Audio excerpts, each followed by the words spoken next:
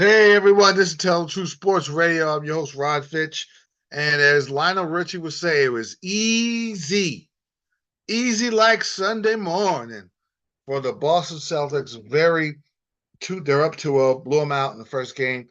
Second game, it was a nice, comfortable win. Pretty easy. They beat the Dallas Mavericks 105-98. They led throughout. The Mavericks had the lead early in the second quarter. Once the Celtics were even, they were leaving. And they took the lead, I think 39-38, and they were coasting easily. And I told you guys, I understood Porzingis went crazy in the first game, but I told you the guy that was going to be the difference in this entire series was Drew Holiday. He made all the difference in the world. 26 points, 11 rebounds, 3 assists, a steal, and a block. That's as good as you could get. And Brown and Tatum, they do what they have to do. They don't have to go crazy because you're getting Dylan White, and Dylan White got 18, and Porzingis gives you 12, and that's all you need to win this series. They have more balance than the Mavericks. And the Mavericks, Kyrie has had trouble. He had 16 points, 7 out of 18, didn't make a 3-point shot. I worried about going to Boston with all the emotion and how he has responded, and he hasn't responded well. Going back to Dallas, he'll probably play better. I trust him. And Luka at 32, but PJ Washington gave him 17. That kept him from getting annihilated. And Gafford at 13. But Lively gave him nothing. Kleber is out of it. Green and Exum and Hardy. Hardy was so big in that last series. Hard to give him nothing. Boss has more experience. This is their first rodeo. A lot of the Maverick players. Boston was there. They got their heart broken by Golden State, and they're saying we are not getting our heart broken now, and we're not going. They're not. It's not going 7. They want this game so bad that part of me is telling me sweep. Other part of me is telling me that Mavericks will get a game, probably game 4, uh, and then Boston celebrates in game 5. That's what I think because Kyrie will be better, and some of the role players, Hardy is due for maybe a good game.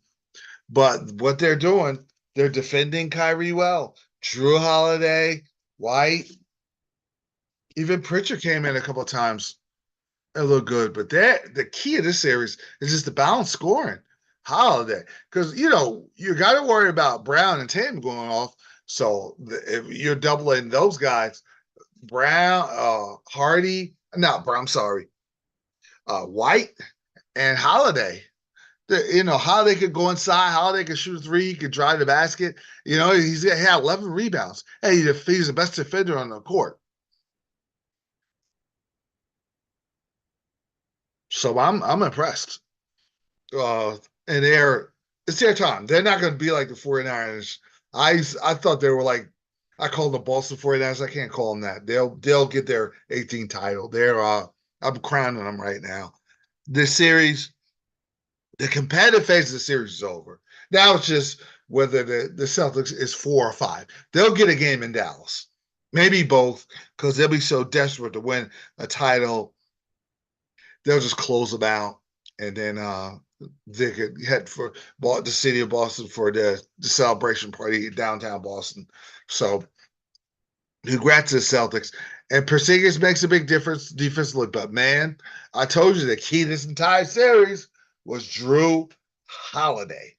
He was big in 2021 against the Suns, and he's big now, dealing with Chris Paul and Booker.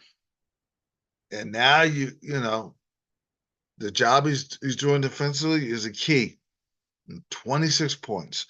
Not surprised at all. Not surprised at all by Holiday. I think next year will be a lot harder to win the East for Boston because they were very fortunate when everyone was hurt. I think next year it's going to be difficult. This was their magic carpet ride. Congratulations to the Boston Celtics for winning their 18th title. Oh, Arron Judge, my goodness. Hitting 3 home runs in this series with the Dodgers. I was excited to see two of the more talented teams in the baseball playing in Yankee Stadium. First game was epic pitchers duel.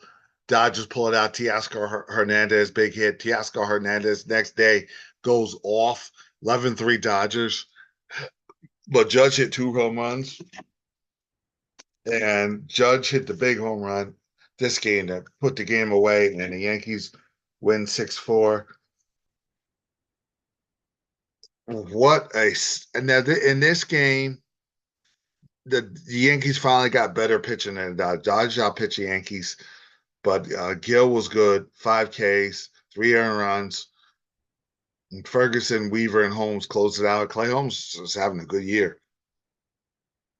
He's very impressed. Very, very impressed. I think he has 19 saves, and I'm ERA of 127. Very impressed. But the Dodgers pitched better in the 2 games. Yankees pitched better in the third game. Going forward, I give the Yankees a better chance to go to the World Series. You don't have that Houston bugaboo that was in their heads. The Houston Astros are way out, and the Yankees. Baltimore's very good. Cleveland, Seattle, Kansas City, and they old Minnesota. But Baltimore's super talented young team. That's their challenge. But I just believe if Soto, they would have won 2 out of 3. If everyone's healthy, and then Garrett Cole comes back, and they just add a piece or two in the trade deadline, they're going to be fine. The Dodgers, Gavin Lux was a good sign, him hitting the ball, but the back end is not good. Max Muncy is so needed because Max Muncy is a gamer. He's that dog you need under pressure. He's been there. He's won a championship. But but Lux. But I tell you what hurt the Dodgers is not signing Seager and letting Seager go. That's the guy you wanted to keep. Seager was the MVP of the World Series last year, MVP at the time the Dodgers won 2020, and they're missing him. I think the Dodgers get another quality infielder. Move Mookie Betts to right field. Let Hayward sit and be a pinch hitter. And Ohtani, Hayward, and Teoscar Hernandez in outfield is pretty good. Or you could have Mookie Betts at center and Ohtani at right. But Hayward, he can't do it no more. They gotta get either another right fielder or a quality shortstop. They're probably going to keep Mookie at shortstop, but you got to get another bat in that outfield if you're going to try to beat the Phillies, who've been pretty awesome this year. Now that doesn't mean anything because Phillies had it laid out on a silver platter and still didn't win. Yeah,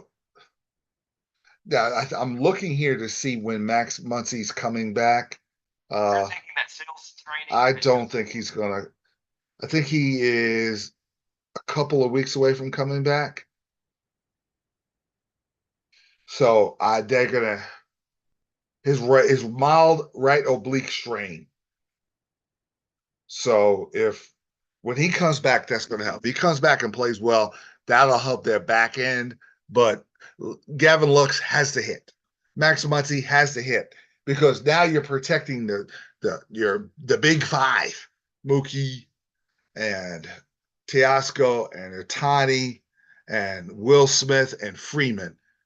With that, you could win a championship with that, but you got to have a back end, and then they got to pitch a little better because Kershaw's coming back. They got pitchers coming back, so this is early. This is a very incomplete season, and then some team, the National League wildcard situation, everyone stinks, including my Cubbies. But will one team catch fire and be and develop instead of leaving that stink area? Where the stench of the National League, maybe there's one team that gets better. But as for now, it's the Dodgers and Phillies, and the Braves are hurting. I put them up there, but they get too many key injuries. But as far as the Yankees, I think they're going to go. There's just Soto adds excitement to the team. Soto is a money play in the clutch. I worry about Stanton because Stanton's a homer or a strikeout, but they don't. If they get hitting on the back end, like I know, like LeMahieu could do what he's supposed to do, you can move Stanton deep into the back of the lineup, and I think the Yankees will be just fine.